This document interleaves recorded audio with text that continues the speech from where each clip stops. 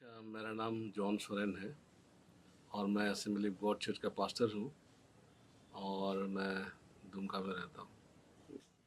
आप अपने बचपन के बारे में कुछ बताइए। मैं एक बहुत ही अच्छा क्रिश्चियन परिवार में पैदा हुआ।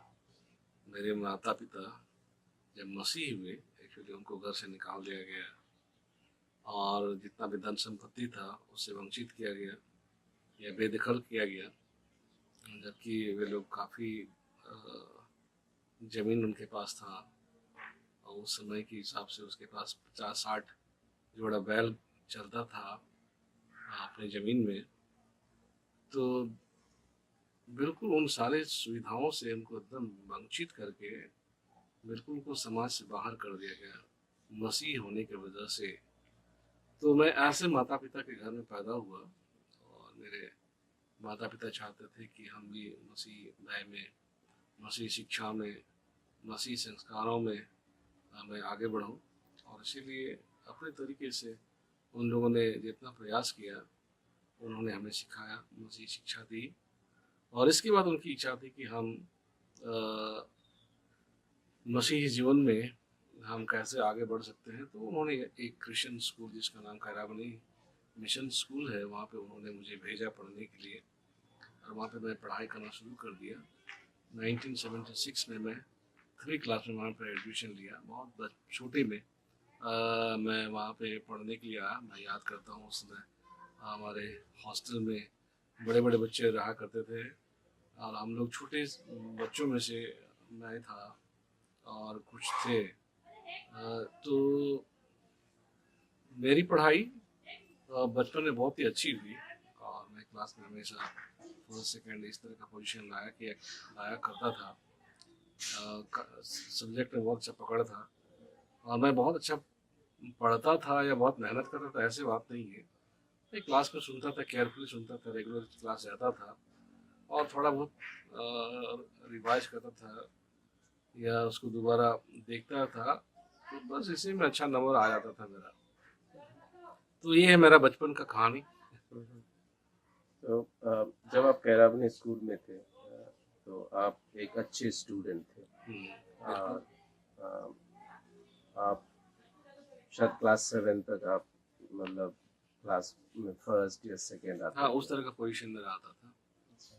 तो उसके बारे में थोड़ा बताइए। एक्चुअली हमारे स्कूल में एक एनुअल स्पोर्ट रहा करता था जहाँ पे 100 metre, 200 metre, 400 metre, long jump, high jump, short put, ये सब गेम, ये सब स्पोर्ट्स में ये सब आइटम रहा करता था। अ, तो उन दिनों में मैं लाइब्रेरी से कुछ कुछ किताब लेकर के पढ़ना शुरू किया और उन किताबों में से मैं याद करता हूँ ओलंपिक के बारे में मैं पढ़ना शुरू किया। तो वहाँ पे कई ओलंपिक धावक थे, एथलीट थे जो गोल्ड मेडल जीते थे। तो उनके जीवन को मैं जब पढ़ना शुरू कर दिया तो काफ़ी आकर्षित किया उनका जीवन मुझे, और वैसे करने का एक उत्साह मेरे अंदर में आया। और इसके बाद मैं प्रैक्टिस करने लगा। सुबह 4 बजे कम ही स्टूडेंट्स उठते थे और मैदान में जाते थे, लेकिन मैं बहुत ही डिसिप्लिन होकर के मैदान में आता था और अकेले मैं दौड़ता था मैदान में, एक्सरसाइज करता था। और जिसके परिणाम स्वरूप एनुअल स्पोर्ट्स में हमेशा 100 मीटर हो, 200 मीटर हो, 400 मीटर हो, इसके बाद शॉर्ट पुट हो, इन सारे चीज़ों में मैं फर्स्ट आता था। बहुत अच्छा। नाउ इसके बाद आपका लाइफ का एक एक दौर आया जहाँ पर शायद एक बहुत ही डिस्करेजमेंट वाला लाइफ आपने जिया था। तो उसके बारे में थोड़ा बहुत बताइए। हाँ, मैं जब पढ़ाई में मेरा रुचि खत्म हो गया तो मैं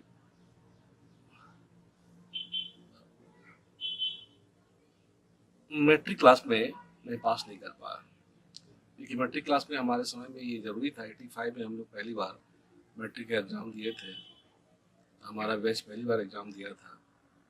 तो उस समय बहुत ही ज़रूरी था कि हम साइंस सब्जेक्ट में पास करें। बाद बाकी सब्जेक्ट में मैं याद करता हूँ पहली बार जब मैं फेल हुआ, मेरा टोटल मार्क्स एकदम फर्स्ट डिवीजन के करीब में था। लेकिन क्योंकि मैं मैथ्स में, दोनों मैथ्स में फेल किया, केमिस्ट्री में फेल किया, जिसकी वजह से उसको फेल कर दिया गया। तो उस समय वो सब सब्जेक्ट पास करना बहुत ही ज़रूरी था। और जब मैंने फेल किया, ये फेलियर मेरे जीवन को एकदम हिला दिया, क्योंकि मैं कभी सोचता नहीं था कि मैं कभी फेल भी करूँगा। और फेल होने की वजह से कई सारी बातें हुई। ये जितने पुराने हमारे दोस्त थे, ये आगे निकल गए, मैं रह गया, और उनसे दोस्ती मेरी छूट गई।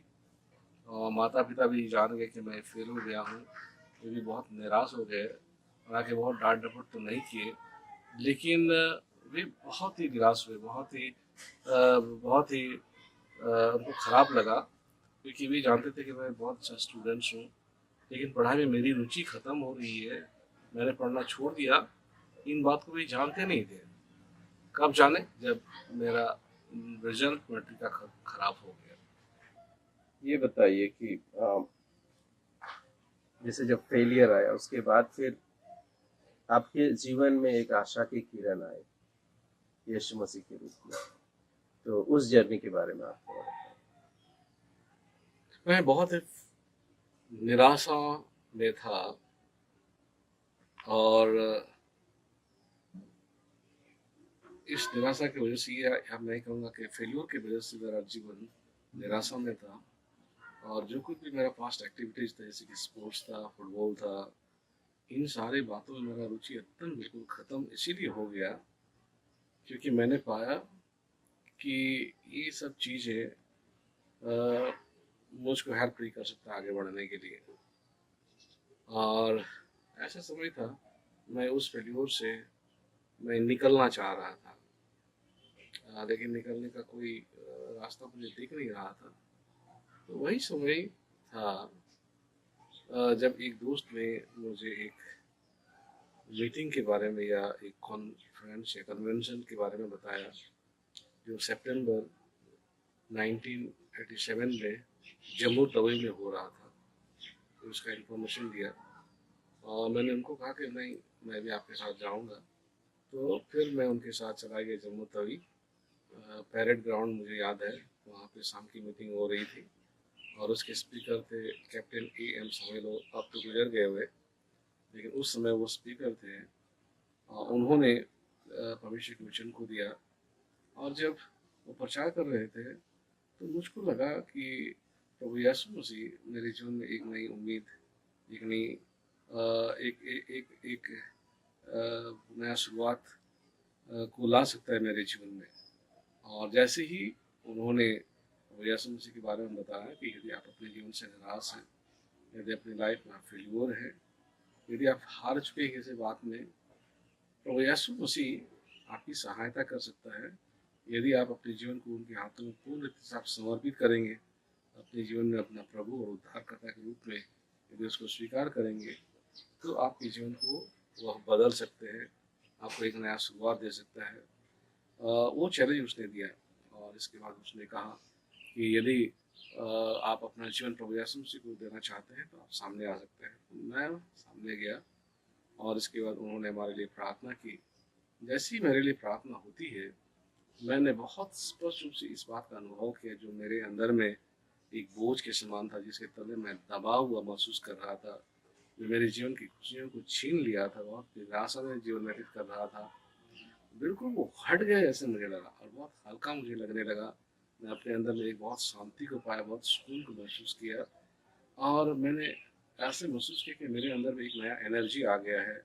मेरे मेरे जीवन में एक नई आशा अब मुझको मिल गया है। अब मैं जीवन में कुछ कर सकता हूँ, ये उम्मीद है। और मेरे जीवन में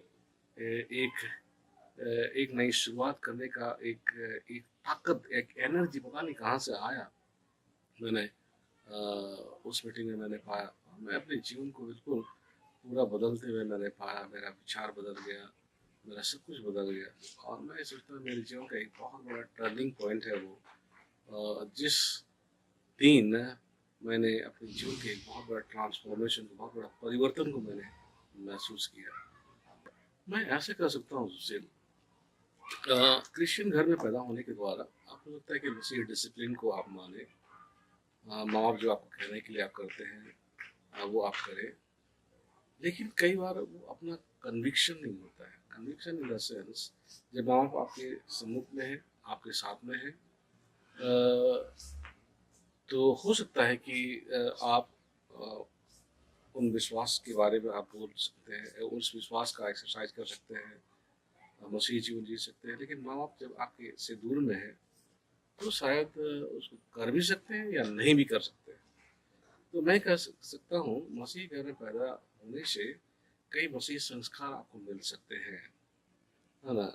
कई मसीही जैसे कि संडे स्कूल में हम सीखते हैं, चर्च में हम सीखते हैं, कई इंफॉर्मेशन आप कलेक्ट कर सकते हैं। लेकिन जहाँ तक मेरा अनुभव है, जो पर्सनल जो एक रिलेशनशिप है परमेश्वर के साथ, प्रभु यीशु मसीह के साथ व्यक्तिगत रीति से जुड़ना, और चाहे तो कोई देखे या नहीं देखे, लेकिन हम इस बात को महसूस करते हैं कि वो हमारे साथ है, वो हमें देखता है, वो हमारी प्रार्थना को सुनता है। और इसके बाद आप बिना किसी के कहे बहुत ही व्यवहारिक रूप से आप वचनों की शिक्षा के अनुसार आप जीवन को व्यतीत करते हैं। तो ये तभी होगा जब एक व्यक्ति प्रभु यीशु मसीह को व्यक्तिगत रूप से ग्रहण करता, तभी वो हो सकता है। क्रिश्चियन घर में पैदा होने से ये नहीं हो सकता है। मैं बहुत ही स्पष्ट रूप से मैं याद कर रहा हूँ, जब मैं स्कूल में था, एक समय आया, चर्च जाने का मन नहीं करता था। हम लोग आते थे, बाइबल पढ़ने का तो बिल्कुल ही मन नहीं करता था, प्रार्थना करने का तो बिल्कुल एकदम मैं बेकार की बातें समझता था। एक समय ऐसे था। लेकिन हमको ताज्जुब हुआ कि जब प्रभु यीशु मसीह को उद्धारकर्ता के रूप में मैंने ग्रहण किया, अब मैं वैसे करने के लिए, मैं अंदर से, मैंने अपने अंदर में एक इच्छा को पाया। जैसे कि मैं याद कर रहा हूँ, जब हम लोग कॉलेज में थे, आप याद कर रहे हैं, मैं एक दिन लगातार 8 घंटा के लगभग मैं कंटिन्यू बाइबल पढ़ा। और इसके बाद हम लोग खोज खोज करके हम लोग मसीही प्रोग्राम में हम लोग जाते थे, जबकि इन सारी बातों से हम लोग बहुत ही दूर रहना पसंद करते थे। तो ये तभी पसंद है, ये तभी संभव है एक व्यक्ति के जीवन में, जब वह व्यक्ति व्यक्तिगत रूप से परमेश्वर के साथ जुड़ जाता है। ये परिवार में मसीही परिवार में जन्म लेने से ये चीज़ आपको मिलने वाला नहीं। ये तो बहुत ही स्पष्ट अंतर मैं अपने जीवन में पाया। फिर 87 में जब आपने यीशु को ग्रहण किया, उसके बाद फिर आपके जीवन में एक टर्निंग पॉइंट आता है, फिर नई आशा के साथ पढ़ाई में आगे बढ़े, तो उसके बारे में थोड़ा।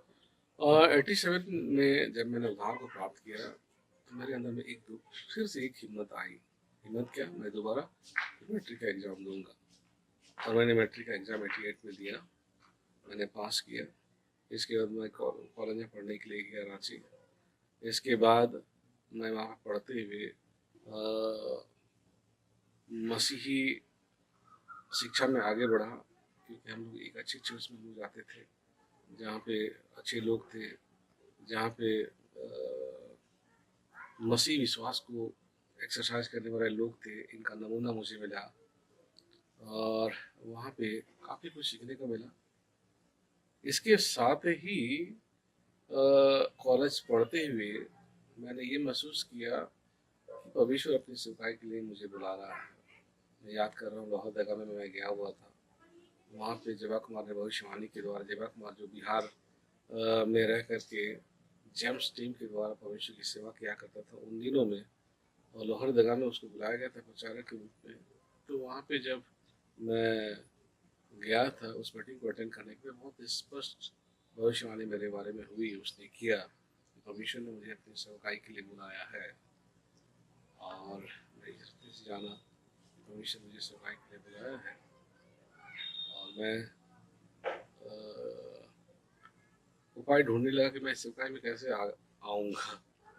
तो मुझे मौका मिला 91 में SBC जाने का, परमेश्वर के वचन में से सीखने का, और वहाँ पे मैंने पढ़ाई किया 4 साल तक। फिर वापस मैं आया 95 में रांची में, असेंबली ऑफ गॉड चर्च का एक सेवक के रूप में मैंने ज्वाइन किया वहाँ पे। और एक नई जर्नी शुरू होती है, एक सेवक की जर्नी। इसके बाद फिर आप मूव करते हैं दुमका संथाल परगना। सो उस चैप्टर के बारे में बताइए कि क्या संताल के प्रति जो बोझ, और आप यहाँ मूव करते हैं, फिर इसके बाद अभी भी आप उसमें बने हुए हैं, तो उस विषय में थोड़ा। एक्चुअली जब मैं एसएमसी में पढ़ाई कर रहा था, एक्चुअली मेरा बैकग्राउंड ऐसे है कि क्योंकि हमारे फ्रेंड्स मिक्स ग्रुप के थे, संताल नॉन संताल, ऐसे ग्रुप था हमारा। मैं कभी भी संताल के लिए कुछ करूँगा ये विचार नहीं आता था, या संताल की समस्याएं क्या है इस बात में कोई रुचि को या कोई लगाव को नहीं रखता था। लेकिन मुझे आश्चर्य हुआ जब मैं एसएमसी पढ़ने के लिए चला गया, जब मैं प्रार्थना करने लगा तो कई ऐसे वचन मुझको मिलते थे। वो वचन बिल्कुल एक संतालों का एक दृश्य को प्रकट करने वाला था। जैसे कि बनवाई के जीवन को हम लोग देखते हैं मिस्र में, तो उस बनवाई में मिस्रियों के बनवाई में इजराइलियों की दशा कैसी थी, मैं उस पर अपने लोगों को देखने लगा, संतालों को देखने लगा, उनकी दशा ऐसी है, मतलब बिल्कुल मिलती जुलती हुई दशा है। और इसके बाद मैं लाइब्रेरी में एक दिन बैठा हुआ था, तो मैं बुक्स को देख रहा था। देखते देखते मैंने एक वाइल्ड ट्राइब, मैंने एक बुक को देखा वहाँ पे। मैंने जब बुक को देखा मैं उससे कौन है भाई वाइल्ड ट्राइब, फिर किताब निकाला, अंदर में मैंने कहा कंटेंट में ये वाइल्ड ट्राइब संताल है, मुंडा है, हो है। तो मैं ज़्यादा पढ़ नहीं पाया, उसको रख दिया, क्योंकि वहाँ पे तो कोई ट्रैवल था नहीं ऐसे विषय में। कई देश के स्टूडेंट्स थे और कोई झारखंड से या बिहार से उस समय कोई नहीं था। तो मैं सोचने लगा क्या संताल सही में एक जंगली जाति है? क्योंकि वचन में मैं पाता हूँ कि संताल या जो भी ये मनुष्य है उनको परमेश्वर ने अपने स्वरूप में बनाया है। तो परमेश्वर का स्वरूप क्या जंगली है?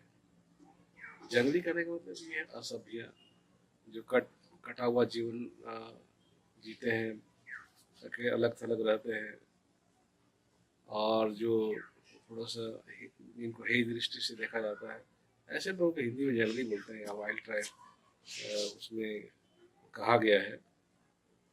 तो मैं उस किताब के बारे में तो बहुत ज़्यादा मैं जान नहीं पाया कि उसमें क्या लिखा हुआ है, लेकिन मैं इस बात से बहुत ही आहत हुआ कि क्या संताल जंगली है। और मैं बहुत रोया उस समय, मैं याद करता हूँ, क्योंकि ऐसा कोई व्यक्ति नहीं था कि जो मैं अपने सेंटीमेंट को, अपने भावनाओं को उसके पास शेयर करूँ और बताऊँ कि यार देखो हम लोग को जंगली बोला जा रहा है।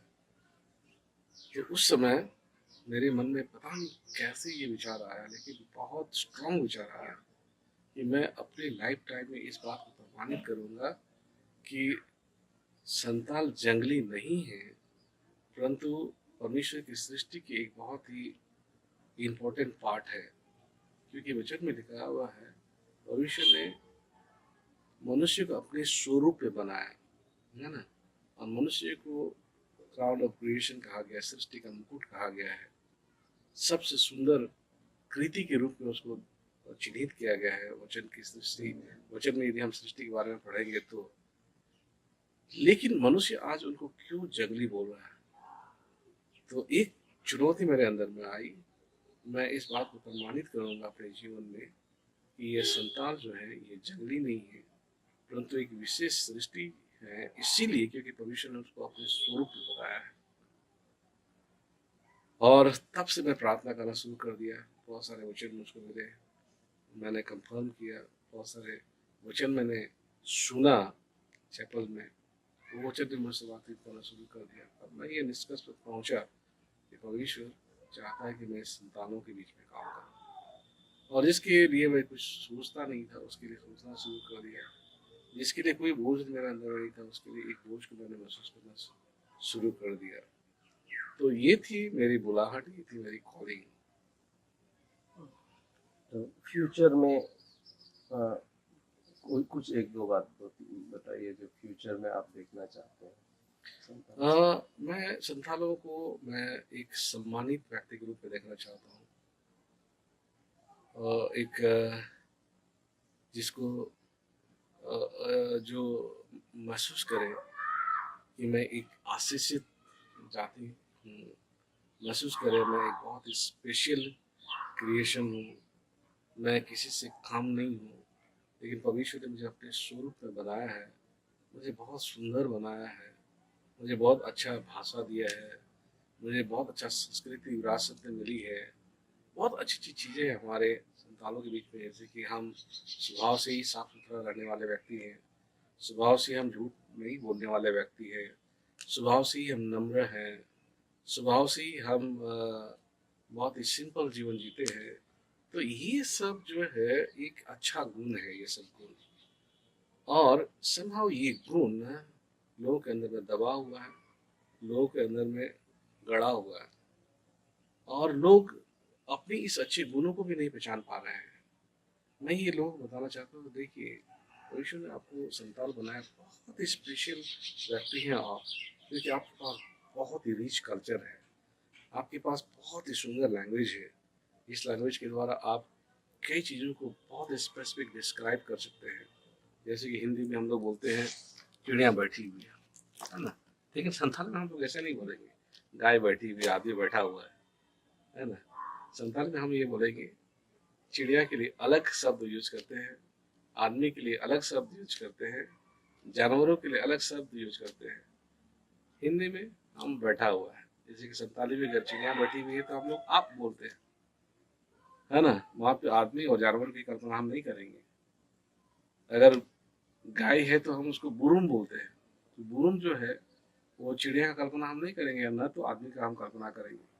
आदमी के लिए हम लोग दुड़ुप बोलते हैं, जो बैठा हुआ है।